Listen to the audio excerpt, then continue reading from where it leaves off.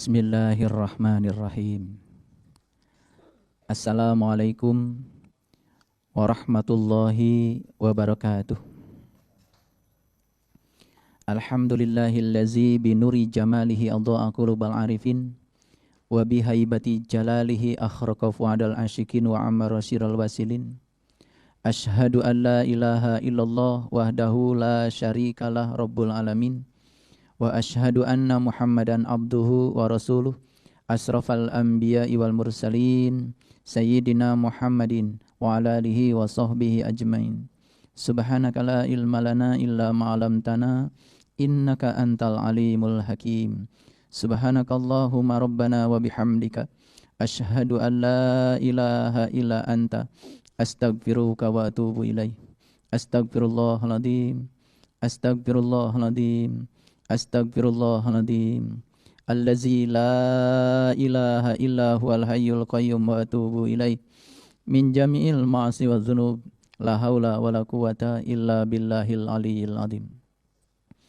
Semoga Allah selalu menjadikan kita hamba-hambanya yang pandai bersyukur.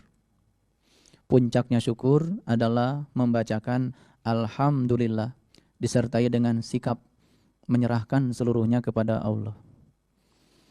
Orang biasa hanya berani bersyukur terhadap yang sudah terjadi. Dan biasanya memilih. Dia hanya membaca Alhamdulillah pada saat mendapatkan sesuatu dalam hidup seperti yang dia ingin. Ada juga orang yang sedikit agak naik tingkatannya adalah orang yang berani bersyukur terhadap kenyataan hidup yang sedang dijalani saat ini. Dan itu sudah terasa langsung. Ada yang lebih berani lagi, lebih hebat lagi. Orang yang bersyukur terhadap yang akan datang. Dia sudah bersyukur terhadap apapun yang akan terjadi di masa depan. Inilah orang-orang yang pemberani. Mengapa demikian? Karena dia sadar bahwa sesungguhnya apapun yang terjadi adalah kebenaran. Sehingga dia tidak lagi terjebak pada proses benar salah. Tidak lagi terjebak pada proses penghakiman, berpihak sana, berpihak sini. Dia sudah bisa menerima seluruh kenyataan hidup sebagai kebenaran, dan di balik semuanya Allah sedang menitipkan pesan-pesan spiritual yang agung untuk kemuliaan dirinya. Semoga kita termasuk orang-orang yang punya keberanian untuk bersyukur terhadap masa depan kita. Suka dan duka yang akan terjadi dalam kehidupan kita, kita berani menerimanya dengan keikhlasan yang sama. Ada sebuah klaim bahwa ciri manusia abad 21 itu ditandai dengan 4 hal. Yang pertama katanya berpikir kritis. Yang kedua berpikir kreatif. Yang ketiga berpikirnya sudah komunikatif. Dan yang keempat berpikirnya sudah kolaboratif. Apakah kita termasuk manusia abad 21 atau tidak? Kita bisa jujur sekarang pada diri kita sendiri. Ciri orang yang berpikir kritis adalah orang yang tidak mudah menerima tanpa argumen. Kita belajar agama sudah bertahun-tahun. Belajar keyakinan pun sudah bertahun-tahun. Jangan-jangan keyakinan kita yang dibangun hanya keyakinan yang didasarkan atas fanatisme buta. Sehingga pikiran kita yang dianugerahkan Allah yang sangat luar biasa ini tidak pernah diajak untuk ditingkatkan kualitas berpikirnya. Sehingga ada sekitar 6 tahapan berpikir yang harus kita lalui dalam hidup. Yang pertama, berpikir tingkat rendah yang disebut dengan recall. Hanya mengulang-ulang apa kata orang dan itu tidak berguna.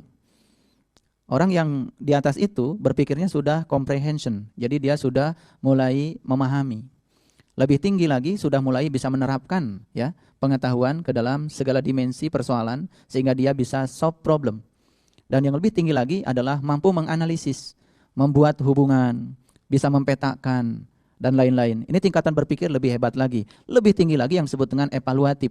Mampu menilai ya perjalanan hidupnya secara jujur. Karena banyak yang sukses bisa mengalahkan orang lain, tetapi tidak sukses mengalahkan dirinya sendiri. Lalu yang diasah adalah kegagahan untuk mengalahkan orang lain, bukan kegagahan untuk mengalahkan dirinya sendiri. Lalu keakuan semakin memuncak. Itu sebabnya persoalan manusia abad sekarang adalah terlalu banyak yang pintar, tetapi kepintaran tidak membuat dia menjadi baik. Kepintaran biasanya cenderung memisahkan. Memisahkan antara kamu dan kami. Memisahkan antara mereka dengan kita. Itu kepintaran, karena kepintaran biasanya membangun keakuan. Yang perlu kita bangun sekarang adalah sesuatu yang bisa menghubungkan. Dan yang bisa menghubungkan bukan kepintaran, tapi kebaikan. Kebaikan bisa meruntuhkan tembok yang memisahkan kamu dan kami. Kebaikan bisa meruntuhkan tembok yang memisahkan mereka dan kita. Ketika kebaikan dialirkan ke semesta ini, maka yang terjadi adalah pelayanan, cinta kasih, dan memaafkan. Dan itulah sebetulnya bekal terakhir yang harus kita miliki sebelum kita pulang.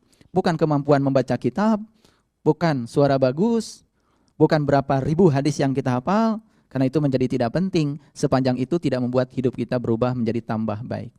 Semoga kita termasuk manusia-manusia abad 21 yang berpikir kritis, berpikir kreatif. Apa itu kreatif? Sampah bagi sebagian orang biasa adalah sampah. Tapi bagi orang yang punya pikiran yang maju, sampah bisa diolah menjadi barang berharga. Musibah bagi sebagian orang tetap saja musibah. Bagi yang kreatif, musibah pun bisa menjadi berkah. Apalagi berkah, semakin berkah. Itu yang disebut dengan kreatif.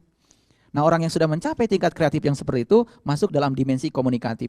Sehingga apa yang dia lakukan, yang dia pikirkan, itu akan dikomunikasikan dalam bahasa tindakan kepada orang lain. Itu yang kemudian akan meresonansi, memvibrasi semesta ini, sehingga dia menjadi teladan bagi siapapun. Nah, puncaknya adalah kolaboratif, karena hidup tidak pernah bisa sendiri. Sebuah karya pasti merupakan akumulasi dari begitu banyak utang budi kita pada banyak orang. Itu sebabnya orang yang di tingkatan ini biasanya tidak sombong. Dia merasa tidak bisa apa-apa, dia merasa tidak punya apa-apa, bahkan dia pun merasa bukan siapa-siapa. Nah, itulah yang sangat memudahkan untuk dialiri pengetahuan sejati. Itu yang disebut dengan kerendahan hati, bakat yang perlu ditinggikan oleh semua orang. Karena orang-orang yang rendah hati akan dialiri pengetahuan sejati. Orang yang sombong itu seperti hutan lebat. Matahari terus bersinar, tetapi sinarnya tidak pernah menyentuh dia. Karena hutan lebat itu sendiri, kesombongan dia sendiri, keakuan dia sendiri yang menutup jendela cahaya untuk mengalir ke dalam dirinya. Pada kesempatan yang penuh berkah ini, saya akan kembali untuk mempersilahkan Bapak Ibu sekalian yang punya persoalan tentang hidup dan kehidupan yang barangkali bisa kita diskusikan di tempat yang penuh berkah ini. Semoga masalah yang disampaikan Bapak Ibu juga masalah bersama setiap manusia di semesta ini, sehingga cukup satu orang yang bertanya tetapi mewakili jutaan bahkan mungkin juga miliaran manusia di semesta ini. Pada kesempatan yang pertama saya persilahkan, siapa yang mau bertanya?